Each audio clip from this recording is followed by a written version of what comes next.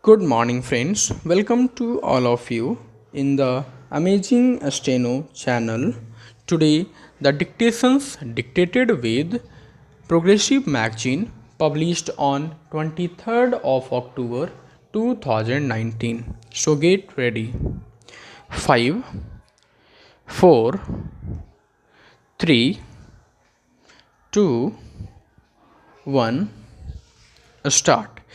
During the third quarter of this century, the world has seen unprecedented progress comprising in these about 25 years an order of economic growth which is unparalleled in human history, and it around the close of this quarter century, more specifically over the last 8 months or so, the world has also been engulfed by numerous problems.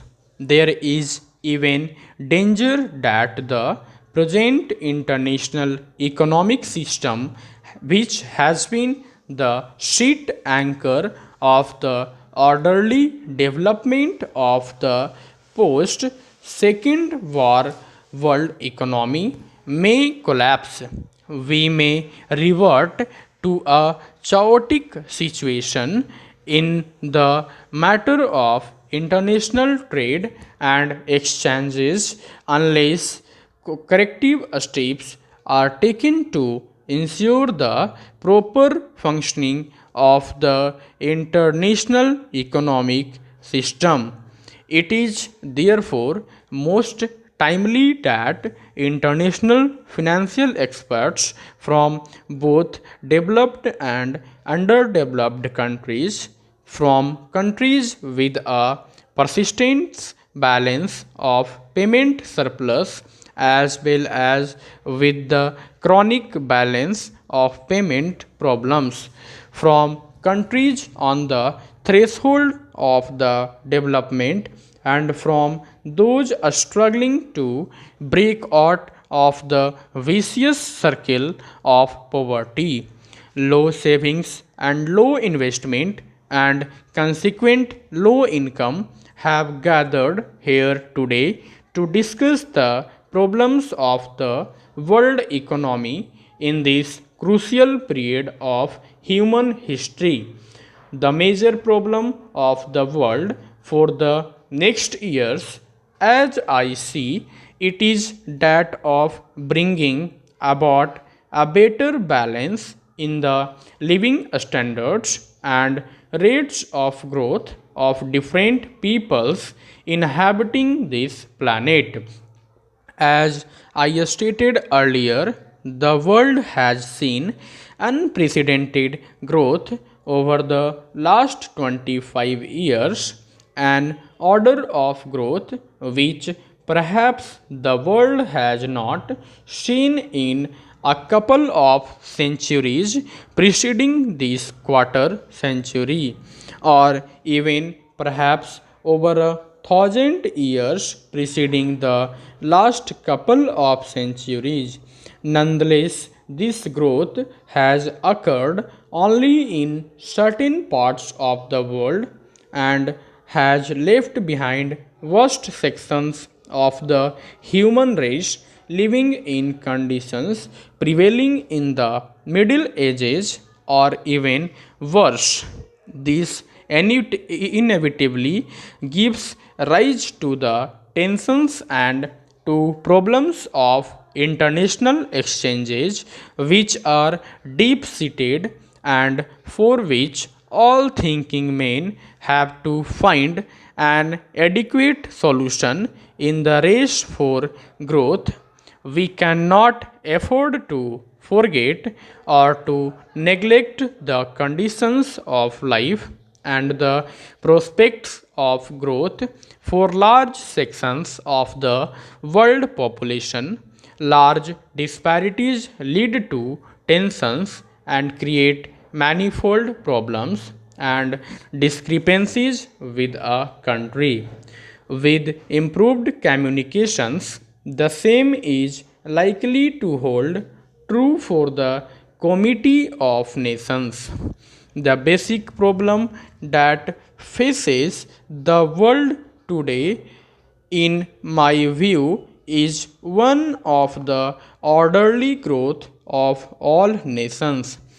The 1960s were declared by the United Nations as the first development decade, and a fair amount of growth was achieved by many developing countries during those 10 years.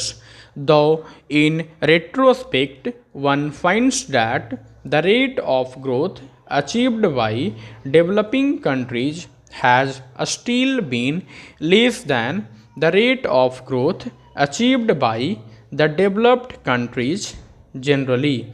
The second development decade, however, has not seen, even in this modest rate of growth, in so far as the developing countries are concerned.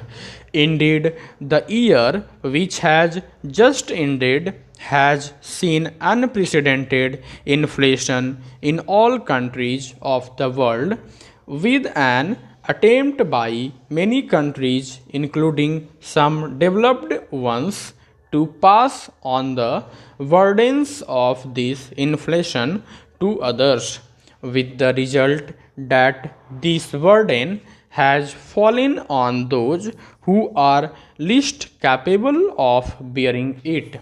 There has also been a cooling off of the spirit of cooperation and international assistance which has characterized the previous decade.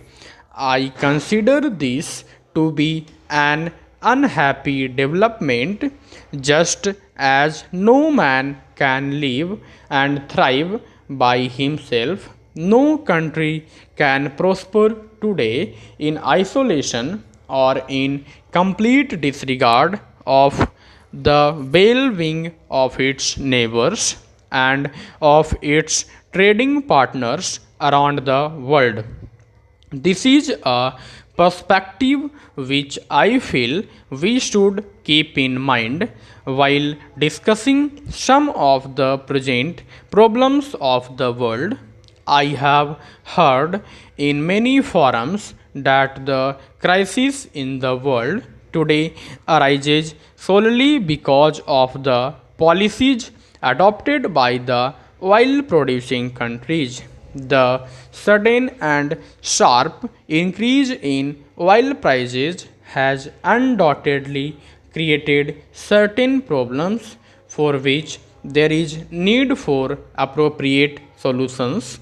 For the problems of transition and adjustment, but we seem to forget that oil is a wasting resource, that for decades the real price of oil has no relationship to the real cost of this primary source of energy in terms of the cost of its alternatives, and that the trade and aid policies of the developed countries have also been onerous for many developing countries.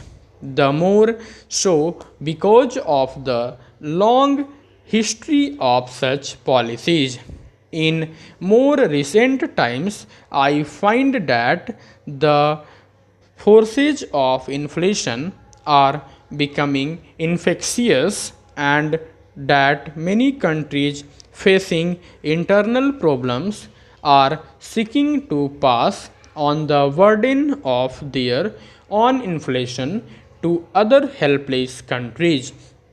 This, to my mind, is a short sighted policy which contributes to the sense of international insecurity and which could lead to a return to the distressing conditions of the interwar years.